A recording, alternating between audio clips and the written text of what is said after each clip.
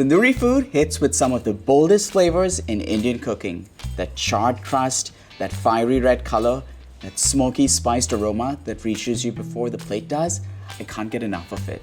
I'm Nik Sharma, a molecular biologist, turned cookbook author, and full-time flavor enthusiast. And today, I'll show you how you can recreate those flavors at home, no tandoor needed.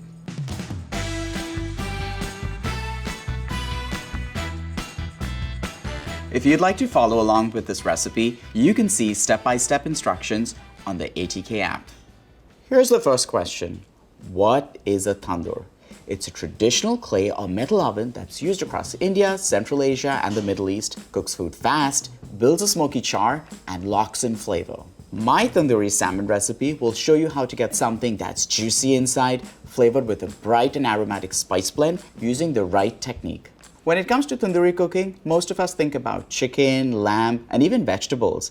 Fish isn't really the first thing that comes to mind, but for me, it makes perfect sense. And here's why. I grew up on India's west coast where seafood isn't just common, it's constant. Fish curries, pan fries, slow roasts, these were everyday meals for me.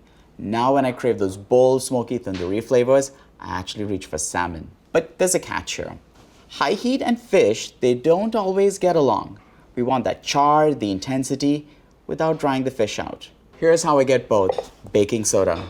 Just a touch in the brine, it keeps the salmon silky, tender, and full of flavor. I'm whisking the baking soda and water together, and now I'm going to add the salmon in here and let it sit for 15 minutes. There's no need to put this in the refrigerator, you can leave it on the counter, it's that quick. The baking soda in the brine adds positive charges to the proteins on the fish. As a result, like charges repel each other, and those proteins will stay stretched out instead of bunching up. This helps the fish proteins lock in more moisture. That means more water gets locked in and the fish will stay moist and tender even under the high heat. When I think of tandoori food, the first thing that hits me is that vibrant, fiery red. It takes me right back to Bombay, sneaking out in the evenings with friends to eat hot, juicy tandoori chicken wrapped in buttery naan. And when it comes to tandoori cooking, the color I want to see is that beautiful crimson red. Traditionally, it comes from ground red chilies like Kashmiri chili powder. But a lot of chefs also add a little bit of red food dye to boost the effect. I'm going to take a completely different route. Red beets. They're packed with betalains, natural pigments that give off that deep pink red hue. They're water soluble, not fat soluble, which means they stain fast. Now to keep my hands from turning magenta, I rub on a little vegetable oil first. The color slides right off, no gloves, no drama. This feels like a beauty commercial for lotion or something. First, I peel and trim the beet. If you look closely at my hands, you can see the pink color is not staying while I'm working with the beets. I'm going to grate this down as fine as possible. I'm aiming for about 3 tablespoons. The finer you grate it, the better, because that will extract more juice from the beets. This looks about 3 tablespoons of grated beets, and I'm pressing it through the strainer to get 2 tablespoons of that deep, vibrant juice. Look how beautiful that vibrant red beet juice looks. That's going to work beautiful with my tandoori salmon. North Indian dishes like tandoori are wildly fragrant, and that's no accident. Tandoori chicken and even my tandoori salmon, including other dishes, they're cooked in a tandoor that uses a combination of spices that are all about the aroma. This marinade starts with garam masala. Garam means hot. Masala means spice blend. The base is usually coriander, cumin, black pepper, cardamom, and cinnamon. But here's the beautiful thing. No 2 blends of garam masala are exactly the same. Every home cook, every cook has their own twist. Some add fennel, bay leaves, nutmegs, and even dried rose petals. I'm giving the garam masala a quick toast to wake everything up. The heat releases the oils and the spices, and that's where the flavor lives. Now I'm going to toast this just until it turns fragrant. It's already very brown, so it's hard to check the color. But as soon as it starts to turn fragrant, I'm going to take it off the heat. And it's done. And I'm going to transfer it. In front of me here, I have fresh fenugreek leaves. I've got dried fenugreek leaves, also known as kasuri methi, and fenugreek seeds.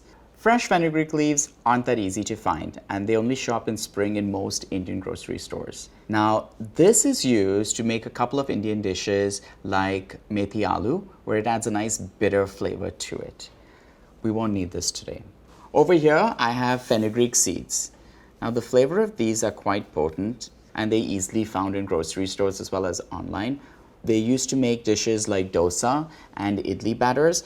Now, don't use this to make tandoori salmon because the flavor is very potent and it'll actually end up destroying your dish. Now, what we will be using today is kasuri methi or dried fenugreek leaves. If you haven't used it before, you should now. It's a quiet hero in North Indian cooking. It shows up in dishes like butter chicken, in creamy gravies, and in my tandoori salmon today. Now, its sweet scent comes from a compound called sotalol, the same molecule that gives maple syrup its scent. Two totally different plants, two totally different places, but somehow they have the same smell.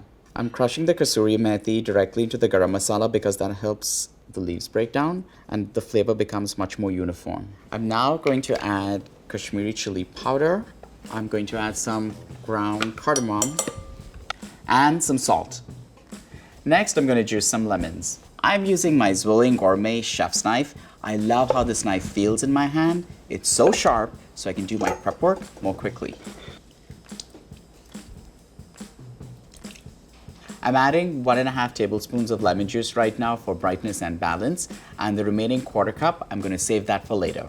Next, some minced garlic. I'm mincing the garlic really fine so you don't get chunks or pieces of garlic when you bite into the fish. That's just not going to be very pleasant. When you're mincing garlic, having a sharp knife really helps. That's done. I'm going to add it in here. I'm peeling the skin off the ginger with a spoon. You really don't need to do it if ginger is fresh or young, unless ginger has a really thick skin, and that happens when it's old. That's when you would peel ginger. Look at that, it's clean. And now I'm going to grate the ginger using a rasp-style grater. That's about 2 teaspoons of ginger, a little oil, and in goes the beet juice, 2 tablespoons. I'm going to mix this up. And just like that, this paste is ready to go. The salmon's been brining for 15 minutes, so I'm going to give it a quick rinse and then pat it dry.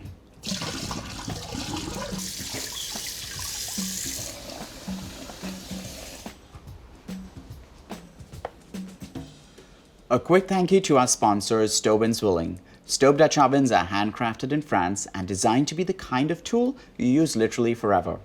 And Zwilling is one of the oldest knife makers in the world. They've been making knives since 1731. You can learn more in the links below.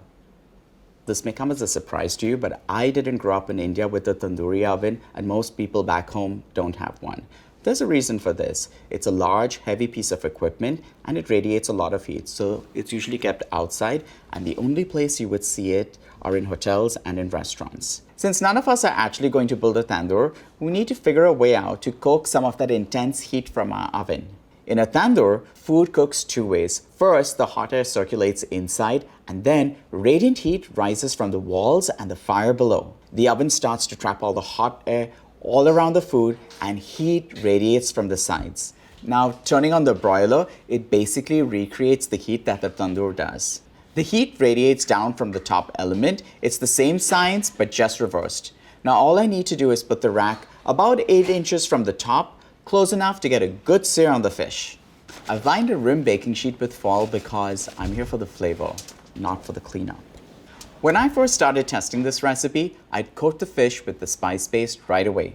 But the red from the beet juice, that started to fade in the oven. It turns out that baking soda's alkaline pH was the culprit. It was wiping out that beautiful, vibrant red color. So, after rinsing the fish, I patted it dry, and then I brush it with extra lemon juice. The acidity from the lemon juice helps neutralize the baking soda on the surface, which means the color stays put. After the lemon juice comes the spice paste. I'm applying it all over the surface of the fish to coat it thoroughly.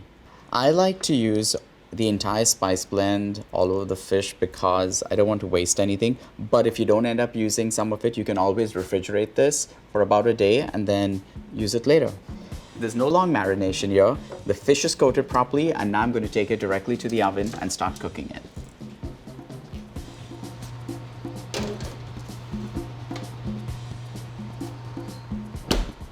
The salmon's going to cook really quickly, within 8 to 10 minutes, so keep an eye on it. What you're looking for is a char on top so that crust develops and all those smoky, beautiful flavors come through.